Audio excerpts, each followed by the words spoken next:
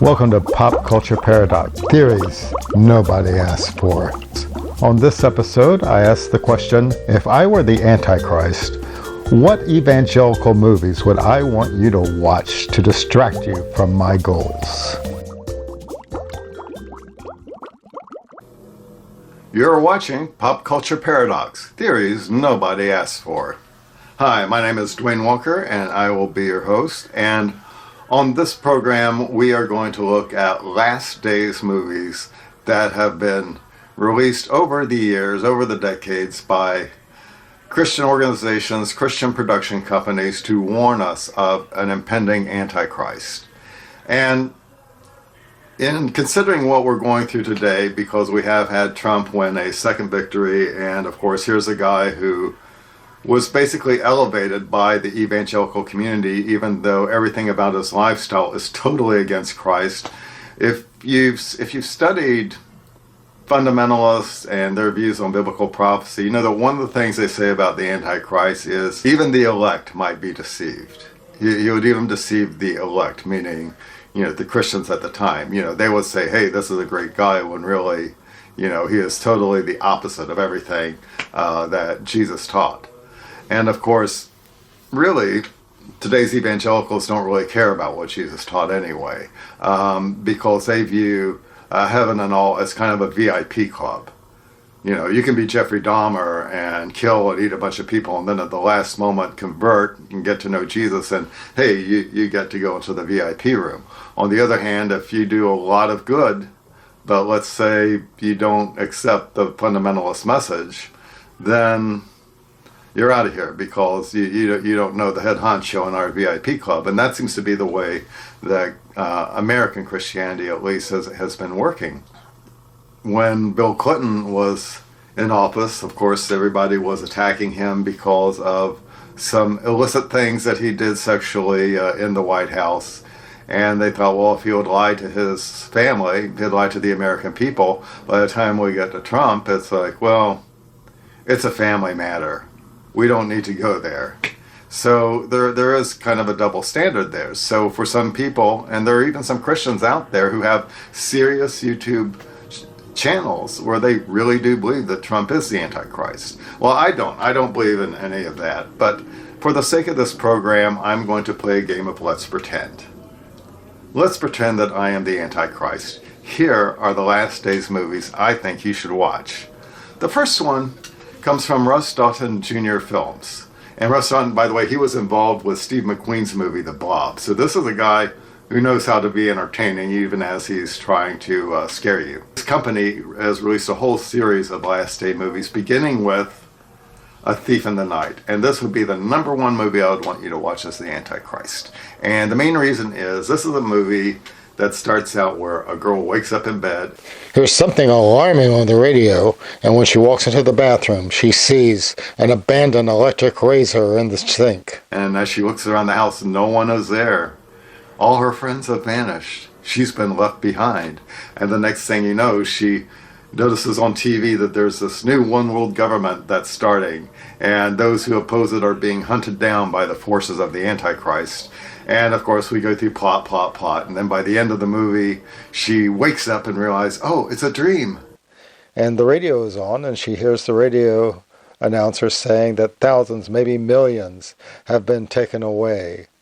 And then he starts quoting the verse from the Bible and starts talking about the rapture, and she realizes, it's not a dream, I have been left behind. And this whole thing about being left behind is something that primarily began back during the Civil War era, with two men, C.I. Scofield and John Nelson Darby.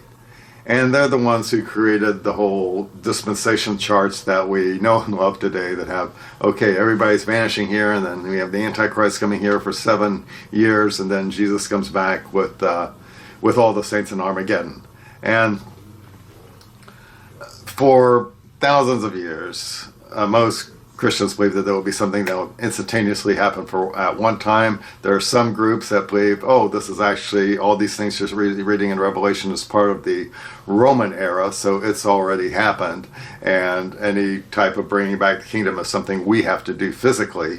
And but anyway, after Scofield and Darby, that's when the whole left behind theology really started to get to its embryonic stage before it evolved and became the monster that we know it today. But basically what a lot of evangelicals believe is they're going to be taken up, and then all these horrible things that will happen to people happen, but they don't care. They're having their marriage supper of the Lamb, I don't know, heavenly Kentucky Fried Chicken. They're, in the Bible they drink wine, but this group doesn't drink wine, so I guess they're drinking heavenly grape juice or whatever, and then once they're through eating, they're going to get on the horses, come down and fight Armageddon, and that's going to be the end of it. Well, certainly if I were the Antichrist, I would want you to believe that you're not going to witness any of it. That way, when you see me put forth my evil agenda, you won't believe that it's really me, or you won't really believe it's the Antichrist, because you're here. And that's kind of funny, because when you read these verses that say, yeah, he'll come like a thief in the night, or many are called but few are chosen, or there's a road that many follow that leads to damnation, but a road that only few go on that lead to salvation. What makes you think you'd be one of the ones taken in the first place? Seriously. Do you know how many people go missing every day? Hundreds of people go missing every day, and nobody knows where they are. They're reported as missing persons. You don't see news reports or anything of all these missing people. That's all you'd be, assuming that were to happen. There wouldn't be any newspapers that say millions missing. No, nobody will take note of that. So I would want you to watch A Thief in the Night so that you would get into the false sense of security that you're not going to witness any of this. Then the next thing that I would want you to watch would be something that was put up by Trinity Broadcasting Network. Paul Crouch, who is dead, and Hal Lindsey, who wrote The Late Great Planet Earth, was a technical advisor, and it was called the Omega Code. And I just watched this recently, and it was kind of funny watching it because Michael York plays the Antichrist. And if you look at movie Antichrist, they're always basically Englishmen, foreigners, so to speak, because we always think that our Antichrist is going to be somebody who's out there, someone who's totally outside of the American spectrum, and very sophisticated people. And so we have Michael York, who's a member of the EU. Again, fundamentalists don't like the EU. So basically the Antichrist is politically everything that right-wingers are opposed to. All the end times movies and literature really is against a political agenda, where you got to figure, if I'm an Antichrist and I want to oppose everything that God has created and I want to destroy it, what difference does it make whether I'm going to be a Democrat or Republican or right-winger or left-winger? As long as man gets destroyed, I'm good. But we're going to make the Antichrist left-wing so that nobody sees what we're doing. And so that's like one of the main reasons. And then there's an interesting plot in there where Michael Ironside, who was in Starship Troopers, shoots Michael York, and he gets wounded in the head and he dies, but eventually he comes back to life. Well, that's part of a scriptural prophecy that talks about the beast receiving a head wound, and then everyone thinks he's dead or wounded, but he manages to recover from it, and people go, oh, who was like the beast? Interesting, because that kind of happened with our last presidential candidate, where somebody tried to shoot him, he kind of got nicked in the ear, and he walked around with a little bandage on his head for a few days. And even John Fetterman says that's when the election was won. People thought, wow, he made a miraculous recovery. Well, that's something that was prophesied in the Bible, and we see that illustrated in movies like The Omega Code and another movie, Revelation, which strangely enough was put on by the History Channel. What is happening to the History Channel, where their president got shot but still recovered? Well, that kind of happened in real life. But one thing that I noticed that was in the Omega Code is some of the things that Michael York was doing. He found this code, which was like this complex mathematical code, which ultimately just regurgitated all the prophecies that you read about in Hal Lindsey. So why they needed a complex code to figure this out, I don't know. But they got the code, And he found out all the things that he's supposed to do. Like, he's supposed to rebuild the temple, and then he's supposed to desecrate the temple. And then he gets shot, and then it gets healed up. All these things he's doing to fulfill the scriptures, or because it's in the script. You read this, of course, in the stories of Jesus, where he says he did this so that the scriptures may be fulfilled. So if he does this, people will think, oh, he fulfilled prophecy, even though he just did it just to make a show. And some people think that that might have happened with Trump, by the way, that might have been a setup, that assassinated, even though real people did get killed, but he just kind of got a nick and, had to wear a little bandage for a while and then somehow still emerged okay. But again, going back to A Thief in the Night, you're still here.